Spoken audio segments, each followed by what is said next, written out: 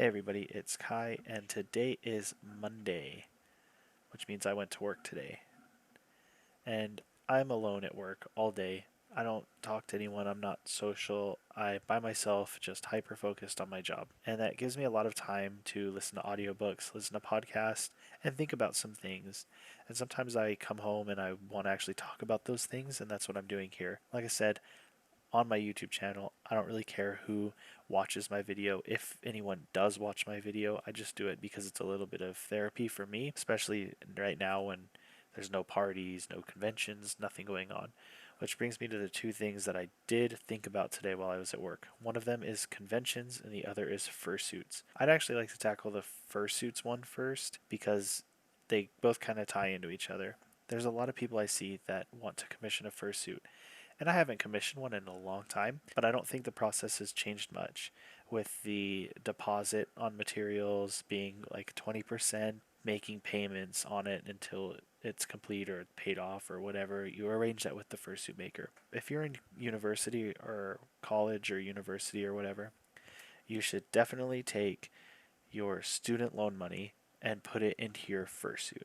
I'm just kidding. Don't ever, ever, ever, ever, ever do that. Don't spend money you don't have on a fursuit. And don't cheap out just because you want something now. Good things come with time. And if you really want something of good quality and you want something that will last, just wait. Things get better. And get a fursuit when you are able to. Don't use your college money on buying a fursuit. I hear people in chats or in messaging and on forums that spend the money that they don't have on a fursuit, and then they can't afford things like rent or their bills or whatever they have, or they're living on the street or something. And I'm not saying that I don't feel for those people. I'm just saying that there's never a day when the safety of having a place to live or the safety of having some food or the comfort is worth more than a fursuit. Maybe to some people it is. I just personally don't see why. And if you're in school, just wait until you finish. You're on track to doing what you want in life and making a much better living for yourself and learning, and take the time to focus on that.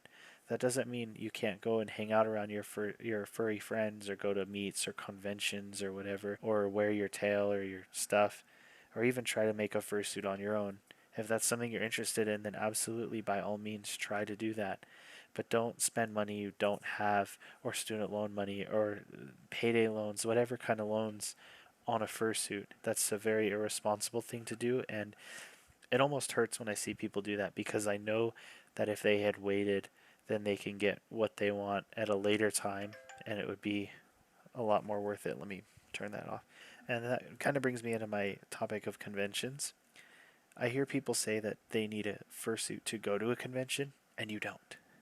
You do not need a fursuit to go to a convention. You will have a good time whether you're an introvert or an extrovert. If you're an introvert, I understand if you need to take that time, maybe a few hours or a day or even a few minutes to get away from the crowd, go into a car or in your room or wherever to be alone. That's totally understandable and it's okay.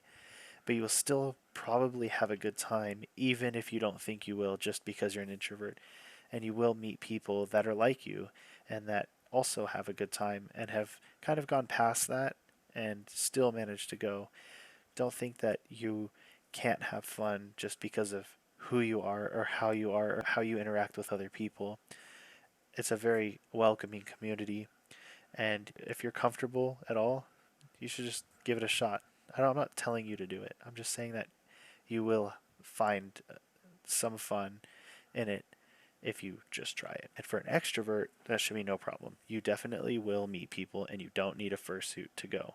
You do not need a fursuit. You will make friends your first convention, and some of those friends you will talk to for 10 years or even longer. You'll still be friends with them, and that's totally cool. I have friends that I met at my first furry convention that I still talk to today, and it's awesome. You will do the same thing, I promise you. Another point where these two topics kind of merge is Dealer's Den. I know that there's some people that like to get that sponsor membership and then they get into the Dealer's Den an hour early so they can commission their favorite artist first thing in the morning when the doors open before anyone else has a chance, and that's cool. But again, that goes back to don't spend money you don't have on things you can't afford. Make a budget for what you're going to spend at Dealer's Den. I know how it is to look around and you say, I want that shirt and I want that piece of art and I want that sculpture and I want that skateboard and I want that thing over there from. I really shouldn't be putting that in here, but you know what I mean. But make a budget and stick to that budget. Don't overspend. When it comes to like planning a convention, always try to make sure that you trust the people that you're going to room with, because you will. I don't even like to say that, but it's a very real chance that you will have a bad experience with a roommate if you don't thoroughly vet them. And there's been people that I've roomed with who were awesome, and there's been people who I've roomed with that we were incompatible. And there's been people in the room that I've roomed with that I thought we were compatible, and then we were not compatible at all. It did not work. So you kind of, it's always good to like know who you're going to go into this with before something bad happens. I've heard my fair share of horror stories. I've been in a few of them myself, and you just want to try to avoid that at all costs. So that's why we have good things like Telegram or Discord or whatever, so you can make friends before you go. But point of it is, go and you will have a good time if you go to a furry convention. I promise you. Even if you're not a popufer or you are or whatever you think or whatever you do for work, whatever you're studying, you'll make friends. A few other things happened in the news today. The passing of Ruth Bader Ginsburg. But if you don't know who she was a Supreme Court justice. And even if you're not an American citizen or a citizen of the United States, I don't really like to use that word. I don't like to say Americans because that's two whole continents. But if you're not a citizen of the United States, it's still good to look up, because for the people that follow me and the people that I talk to, I think we're kind of on the same wavelength here about issues, and especially in politics, equal rights, human rights, Black Lives Matter, all that. So if you don't know who she is, which, I mean, she's been in the news, so you might now, it's always good to look her up and see some of the things that she's done over the years for women's rights and equal rights. So that's a little bit sad, and we will continue to grow as people and have that memory and learn from those experiences and learn from those lessons that she taught us over time. So that is something that happened in the news. What else happened? I have some local news stuff, but I don't really want to get into that because the local Utah stuff is not super interesting to talk about. I think I heard something on a podcast today that I thought was really interesting and I loved it. I think it was on You're Wrong About that the news is 85% death and sad stuff. Just death, death, death, stabbing, shooting, and then it's 15% like puppies. And I loved that because it's actually true. If you watch the local news, at least the local news around, you're going to see, stabbing, shooting, this thing happened, bad landlord, bad tenant, whatever you're going to see. And then you're going to see that 15% where they end it with like the cute puppies that they rescued or whatever, some wholesome story. And I think that's very true. That's your local news right there. What else happened today? What else did I want to talk about that I? Oh yes, yes, I do remember. Wechat in the United States. I'm glad that it didn't get banned because I actually used that application to talk to some of my friends in mainland China. And I think the idea of actually just outright banning it was a little bit stupid because there are people here in the United States that have family that live in mainland China, and that's the only way that they can communicate. They don't have WhatsApp or Telegram or Facebook or Twitter, or they might have Discord, I'm not sure, but a lot of those services are kind of cut off, and you have to use WeChat to talk to those family members and friends that you have. So I think shutting it off is kind of silly. Not to mention, I think the moment you sign up for any of service, chat service, free social networking service, you have to expect that there's some way that your data is going to turn a profit for the company. I think the invasion of privacy on TikTok, as it was a little bit intense, but at the same time, I'm not surprised, and I wouldn't be surprised if American companies did the same thing and we just never found out. So I'm kind of glad that the whole blocking those Chinese apps isn't a thing. Sure, you should have the option to opt out, but just be aware that even signing up for them, you're taking that risk. I haven't had any issues. I do use those applications to talk to some of my friends in mainland China, and it works. Delete it from your phone if you don't like it, but it's also at the same time not going to help. If people wanted to know, they're going to know. So that was kind of my talking points for the day. I will let this go and maybe give you something to think about. I'd appreciate comments or whatever if you have anything that maybe you think I would think is interesting, or you have some things to share with me, some articles, audiobooks. I listen to a lot of podcasts. I've listened to thousands, maybe even tens of thousands of hours of podcasts, and I've listened to tons of hours of audiobooks. I'm one of those few people that does use Audible and signs up because I listen to a lot of audiobooks and podcasts.